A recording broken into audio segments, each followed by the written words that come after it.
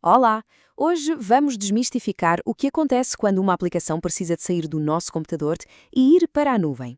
Vamos focar-nos nos fundamentos da AWS, ou seja, nos blocos de construção essenciais para pôr qualquer projeto a funcionar de forma segura e escalável. Então, imaginem a cena. A aplicação está pronta. O código foi todo escrito, testado e está a funcionar perfeitamente na máquina local. A grande questão agora é: e agora? Onde é que isto vai viver?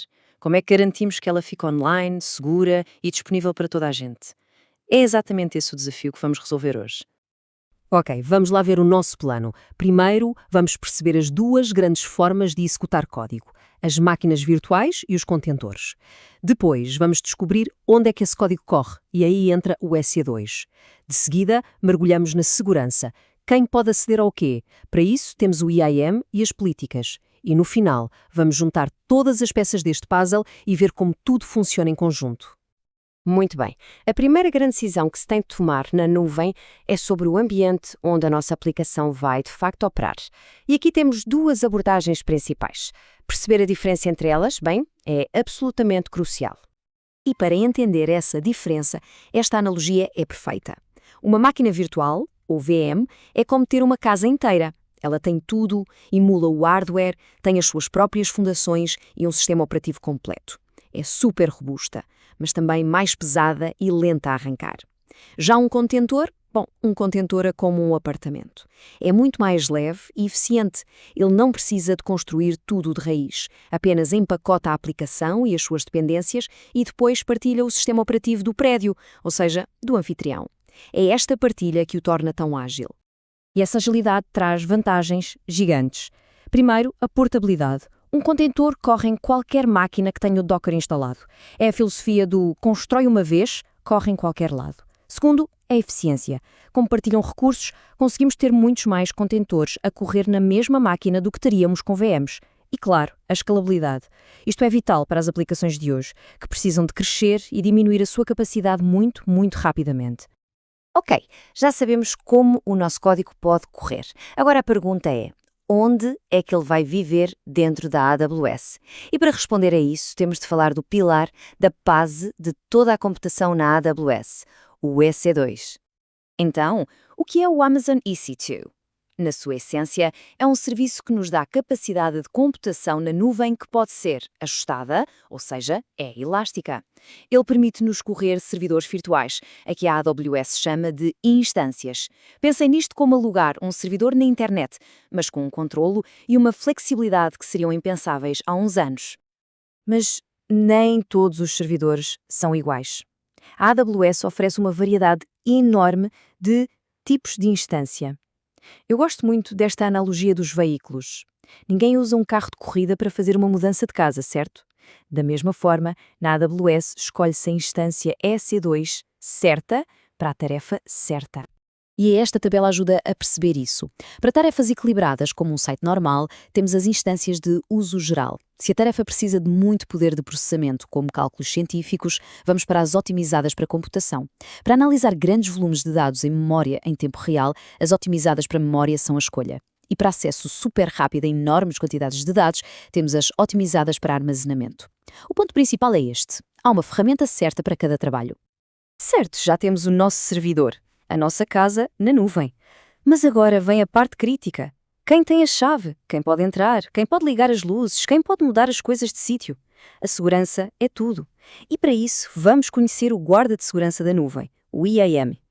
O IAM, ou Identity and Access Management, é o serviço que controla de forma super rigorosa o acesso a absolutamente tudo na AWS. Ele responde a duas perguntas fundamentais. A primeira é a autenticação. Quem é esta pessoa ou esta aplicação? E a segunda é a autorização. Ok, agora que sei quem é, o que é que tem permissão para fazer? Dentro do IAM, temos três tipos de identidade. Primeiro, os utilizadores, que podem ser uma pessoa ou até mesmo uma aplicação. Depois, os grupos, como o nome indica, são coleções de utilizadores. É muito mais simples dar permissões a um grupo chamado desenvolvedores do que a 10 pessoas individualmente. E, finalmente, temos as funções ou roles. Pensem nisto como um chapéu com superpoderes temporários, que pode ser vestido por qualquer pessoa ou serviço que precise dele para uma tarefa específica. Já temos as nossas identidades, utilizadores, grupos, funções. Mas como é que elas sabem o que podem ou não fazer? É aqui que entra a peça final da segurança, as políticas, que são, no fundo, as regras do jogo. E esta é a pergunta de $1 milhão, não é? Ter uma identidade por si só não significa nada, ela não tem permissão para fazer coisa nenhuma. Então, como é que definimos o que um desenvolvedor pode fazer? E talvez mais importante, o que um estagiário não pode fazer? A resposta está aqui. Políticas. Uma política é, simplesmente, um documento. É um texto em formato JSON que define de forma explícita e sem ambiguidades as permissões. É um contrato que diz: esta identidade pode fazer estas ações, nestes recursos, e só se estas condições forem verdadeiras. E é super importante saber que há dois tipos principais de políticas. As políticas baseadas em identidade são coladas a um utilizador, a um grupo ou a uma função. Elas dizem o que aquela identidade pode fazer. Por outro lado, temos as políticas baseadas em recursos. Estas são coladas diretamente no recurso, por exemplo, num ficheiro, e elas dizem quem é que pode aceder àquele recurso. São duas formas diferentes de olhar para o mesmo problema de controle de acessos. E agora atenção, porque este é talvez o conceito de segurança mais importante na AWS. Por defeito, tudo é negado. Se uma permissão não for explicitamente permitida numa política, a AWS simplesmente diz não. Isto força-nos a seguir o princípio do menor privilégio, que é dar apenas as permissões estritamente necessárias para cada tarefa. Nem mais, nem menos. Muito bem, respirem fundo. Vimos os contentores, as instâncias SE2, as identidades IAM e as políticas. Parece muita informação, eu sei. Mas agora é que a magia acontece. Vamos ver como todas estas peças se encaixam e trabalham juntas. Então, um fluxo de trabalho típico é mais ou menos assim. Primeiro, um utilizador IAM autentica-se, ou seja, faz login. De seguida, uma política que está associada a esse utilizador verifica se ele tem autorização para o que quer fazer. Com a luz verde da política, o utilizador lança uma instância EC2. E, finalmente, a nossa aplicação, aquela que construímos no início, começa a correr dentro de um contentor nessa instância. Viram? Cada peça que falamos tem aqui o seu papel fundamental. No fundo, tudo se resume a estes 3 blocos de construção. Primeiro, a computação, que é onde o código corre com o EC2 e os contentores. Segundo, a identidade, que define quem são os atores no nosso sistema através do IAM. E por último, o acesso, que define as regras do jogo, com as políticas. Dominar estes 3 pilares é o primeiro passo para se construir qualquer coisa de incrível na nuvem. A nuvem dá-nos as peças, os blocos de construção. A infraestrutura e as ferramentas estão todas lá, prontas a serem usadas.